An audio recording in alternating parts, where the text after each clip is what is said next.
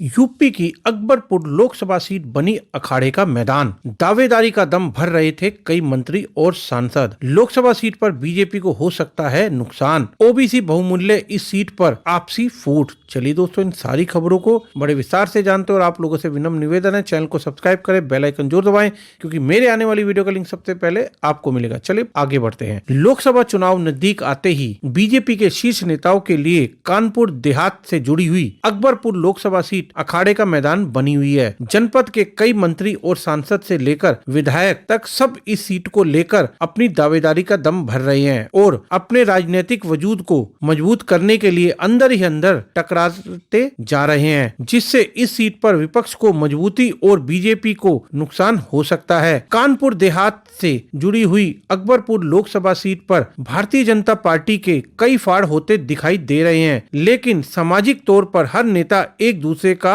सम्मान करता दिखाई देते हैं। सबसे महत्वपूर्ण लोकसभा सीट कही जाने वाली अकबरपुर लोकसभा सीट, जिस पर कानपुर देहात से लेकर कानपुर नगर तक के कई बड़े दिग्गजों की नजर है, लेकिन दौड़ में शामिल इन तमाम दिग्गजों की वजह से आने वाले लोकसभा चुनाव से पहले और चुनाव के दौरान सही कैंडिडेट न उतरने से बीजेपी को नुकसान भी हो सकता है। अकबरपुर लोकसभा सीट ओबीसी और जनरल कैटेगरी की कैंडिडेट का गढ़ कहा जाता है। ऐसे में वर्तमान बीजेपी सांसद देवेंद्र सिंह भोले की दावेदारी को काटकर बीजेपी के अन्य बड़े दिग्गजों जो कानपुर नगर या देहात में बतौर बड़े पद पर स्थापित हैं को मौका दे सकती है, लेकिन शीर्ष नेतृत्व के लिए इस सीट पर कैंडिडेट के चयन की मुश्किलें बढ़ती हुई नजर आ रही हैं और पार्टी के अंदर की फूट भी दिखाई दे रही है। अगर बीजेपी सही कैंडिडेट नहीं उतारती है तो यह जीतना मुश्किल हो सकता है। अकबरपुर सीट को लेकर सपा में शामिल हुए पूर्व विधायक कमलेश दिवाकर का कहना है कि जैसे बीजेपी में लड़ाई चल रही है उससे विपक्ष को